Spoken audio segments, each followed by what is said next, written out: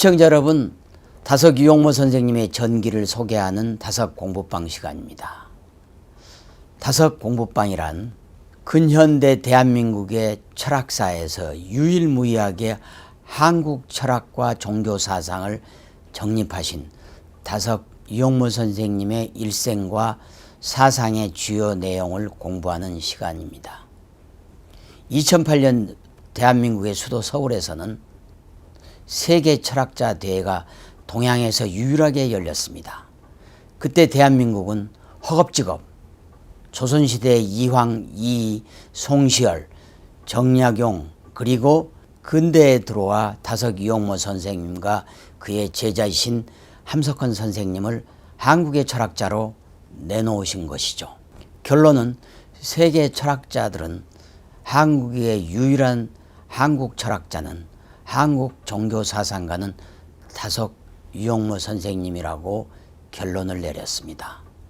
시청자 여러분, 우리가 서양과 중국의 철학을 공부하고 사상을 공부하는 것도 중요하지만 이제 선진국을 향해 나아가는 대한민국 국민들은 한국의 유일한 철학자이자 종교사상가인 그리고 우리들에게 20세기의 위대한 영적 스승으로 불리는 다석 선생님의 사상을 공부하는 것은 우리의 자존심, 한민족의 단군 정신을 회복하는 길이라고 생각합니다.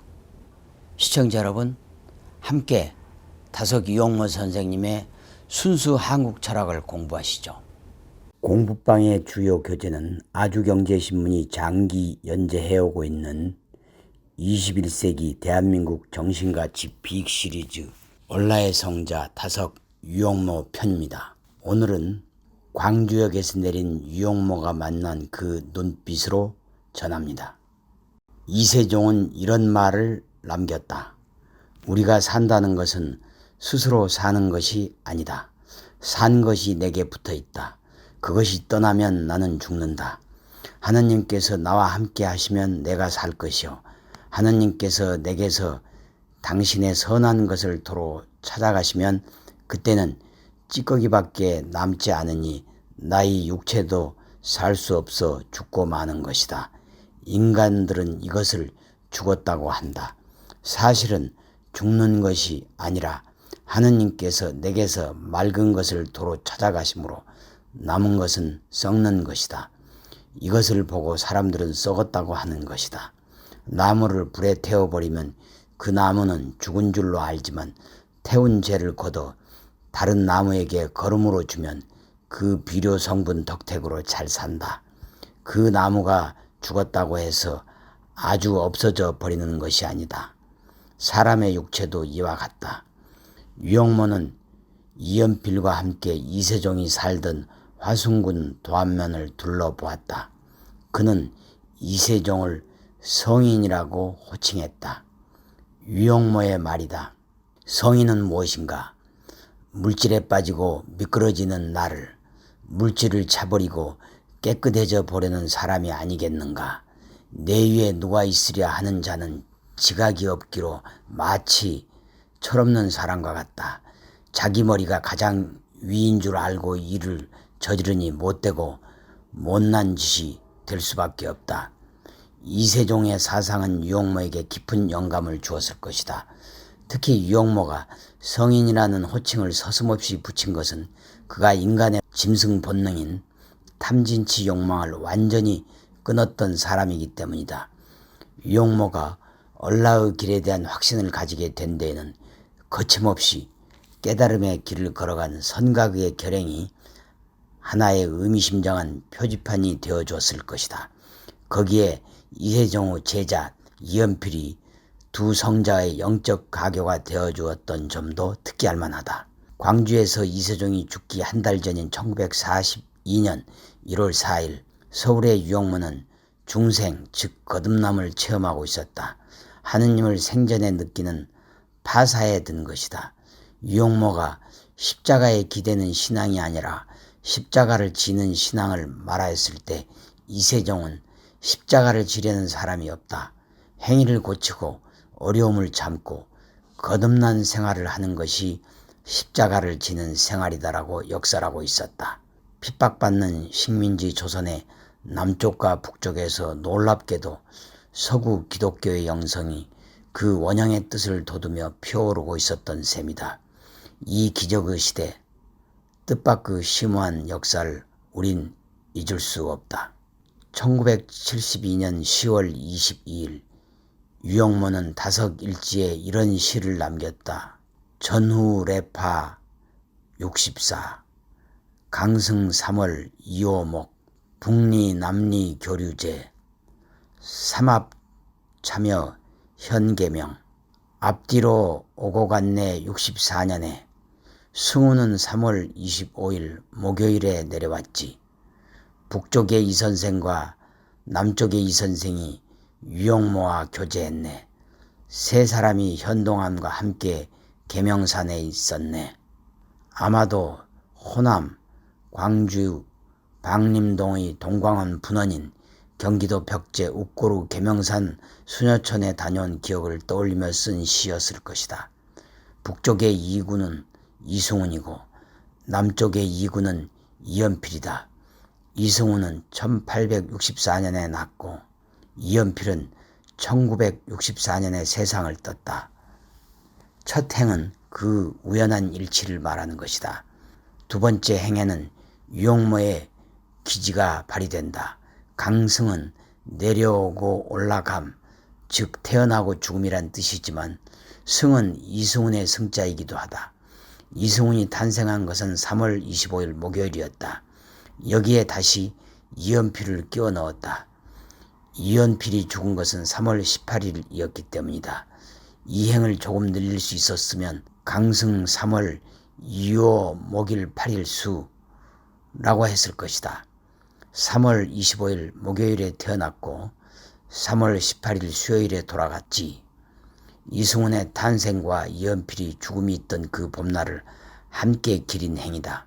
평안북도 정주의 오산학교에서 함께했던 이승훈, 그리고 호남의 광주와 경기도 벽제 동광원에서 함께했던 이연필, 이 두 사람을 만난 것이 유영모에게 얼마나 귀한 일이었는지를 새긴 시다.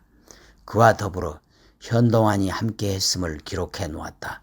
유영모의 사상과 신앙의 고귀한 인연들을 아로새겨 놓은 시라고 할 수 있다. 오산학교 인연을 맺게 해준 이승훈의 비중만큼이나 이연필을 중요한 사람으로 올려놓은 것은 새삼 이 사람을 다시 살피게 한다. 이세종의 제자였던 이연필은 누구인가? 이연필은 1913년 1월 28일 전라남도 화순군 도안면 용화리 혹은 권동리에서 부친 이승로, 모친 김오산 사이에서 3남매 중 막내로 태어났다. 어려서부터 총명했지만 부친의 사업 실패로 살던 집마저 남의 손에 넘어가는 힘겨운 시절을 겪었다. 천태 보통학교에서 4년간 공부한 것이 그가 학교 맛을 본 전부였다. 12세 때인 1925년 돈을 벌기에 나주 영산포로 갔다. 거기서 닭장사를 했다. 그 무렵 일본인 스나가미가 세운 교회에 가게 됐다. 스나가미는 무게주의, 우찌무라 간조를 따르던 교인으로 조선에서 대서업을 해서 번 돈으로 영산포에 교회를 차렸다. 소년 이연필은 이곳에서 곽신천 전도사를 만났고 기독교와 예술을 접하게 된다. 그는 교회의 유년주일학교 교사를 맡기도 했다. 그러나 그는 2년 뒤 영산포를 떠나 고향으로 돌아온다. 인근 다도면에도 교회가 있었는데 그것이 방산교회였다. 이곳에서 이연필은 이세종을 만난다. 14세 소년이 48세 중년의 스승을 만난 것이다. 이세종은 도안면 등광리 뒷산인 천태산 기슭에서 수행을 하면서 10억 킬로미터 떨어진 방산교회를 가끔 방문하곤 했다. 소년은 놀라운 얘기를 들었다. 저분은 이름을 부르지 않고 이공이라 불러 빈 껍데기란 뜻이지. 저분도 예수를 믿는데 신약과 구약 성경만 읽는다고 해. 아무리 몸이 아파도 약을 쓴 적이 없고 풀 한 폭이라도 살생을 절대 안 한다더군. 원래 머슴살이를 했는데 그렇게 벌어놓은 재산을 모두 가난한 이웃에게 나눠줬지. 자기 아내 순이를 누이로 부르면서 평생 범하지 않고 독신으로 지낸다더군. 신사참배도 거부하고 산속에 숨어 산다네. 이세종에 관한 이야기들은 도무지 이 세상 사람 이야기 같지가 않았다. 이연필은 화순 동광리에서 4년간 이세종의 가르침을 받는다. 사람들은 이세종을 천태산의 성자라 불렀다.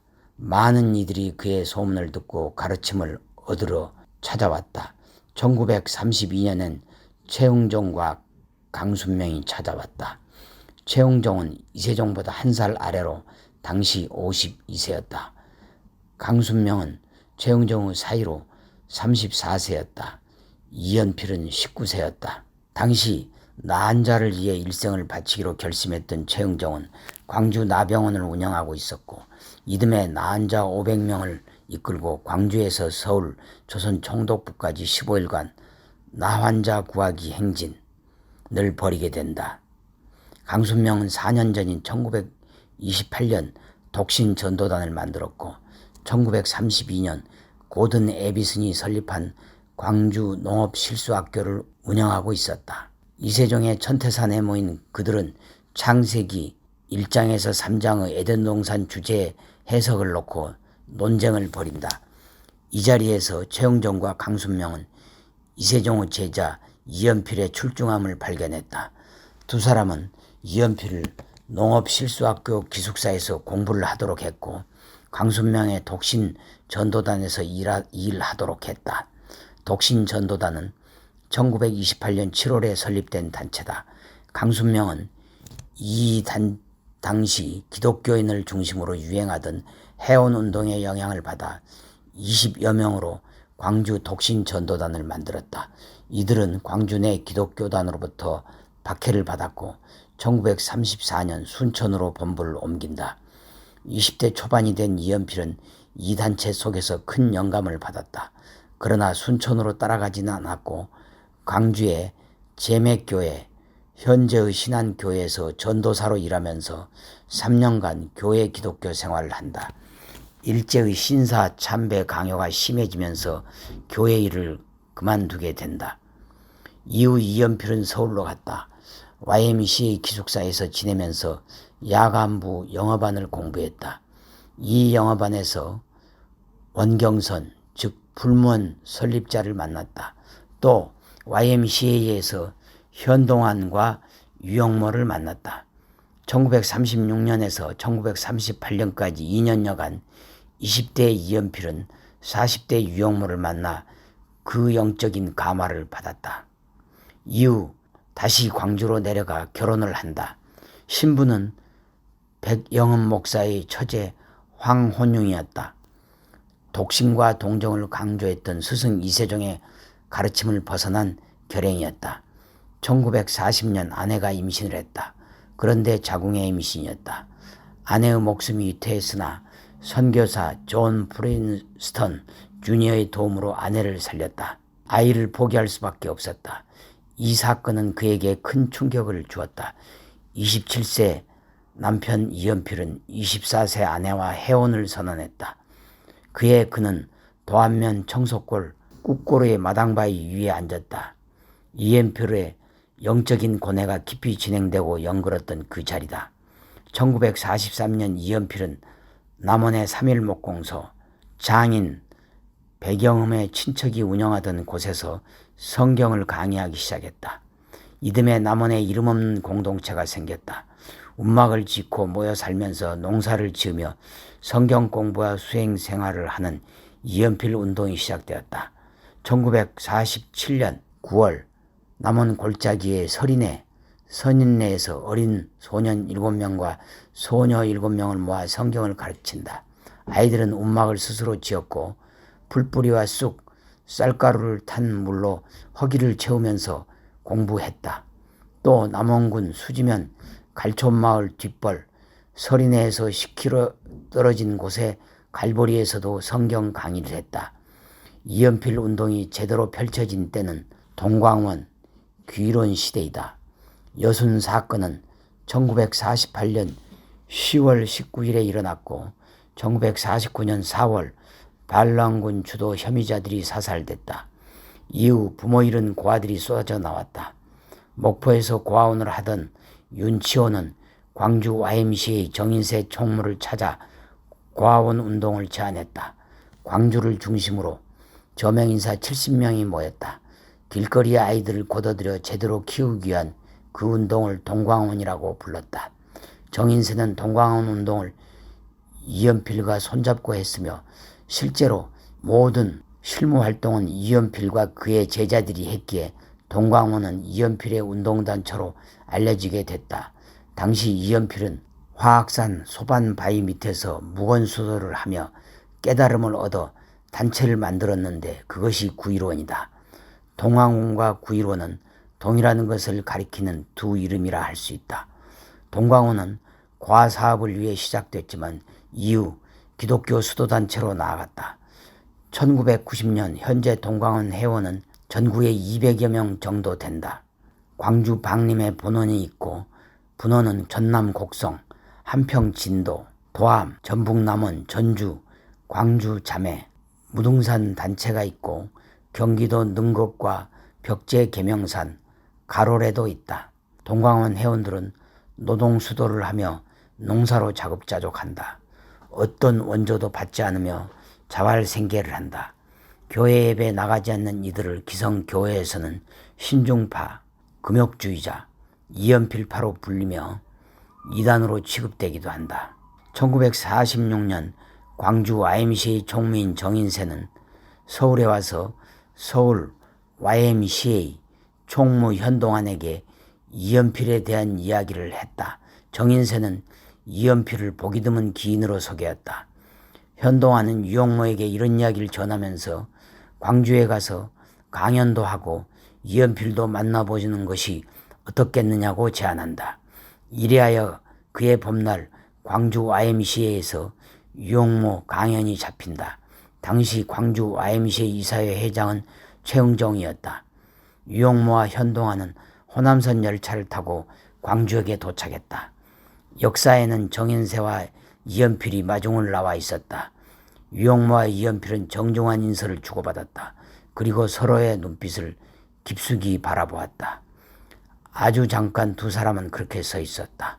강연 시간이 촉박하였기에 서둘러 일행은 충장로의 YMCA로 향했다.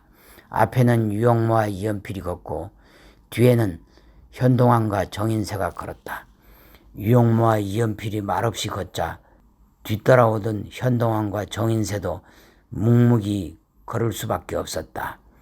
그때 문득 유영모가 입을 열었다. 지금까지 다석공부방이었습니다. 다석공부방은 아주경제신문의 이상국 논설실장님이 집필하셨습니다. 그리고 다석사상연구회 박영호 회장님이 지도하셨습니다.